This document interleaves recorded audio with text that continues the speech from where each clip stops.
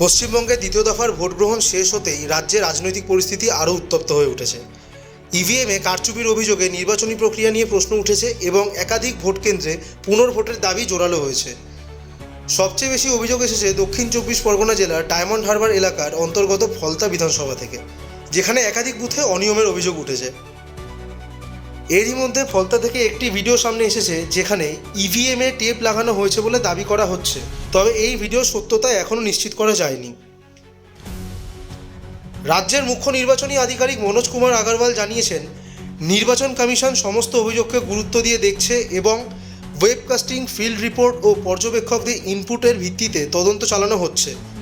তিনি স্পষ্ট করেছেন যে ইভিএম সংক্রান্ত কোনো অনিয়মের ক্ষেত্রে কমিশন জিরো টলারেন্স নীতি অনুসরণ করবে, তবে এখনও পর্যন্ত এই বিষয়ে কোনো চূড়ান্ত সিদ্ধান্ত নেওয়া হয়নি। এই অনিশ্চয়তাই গোটা বিষয়কে আরও জটিল করে তুলেছে। এদিকে রাজনৈতিক পরিস্থিতিও ক্রমশ উত্তপ্ত হয়ে উঠেছে। বিরোধীরা যেখানে পুনর্ভোটের দাবিতে সরব, সেখানে শাসকপক্ষ এই অভিযোগগুলোকে অস্বীকার করছে। ফলে এখন সবার নজর নির্বাচন কমিশনের পরবর্তী পদক্ষেপের দিকে। সত্যি কি আবার ভোট গ্রহণ হবে, নাকি তদন্তের পর অন্য কোনো সিদ্ধান্ত সামনে আসবে?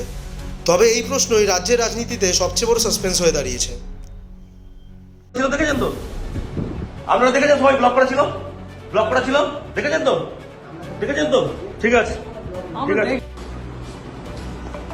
ইভিএমটা দেখুন, ইভিএমটা বোতাম বন্ধ, বিজেপির বোতাম বন্ধ, বন্ধ।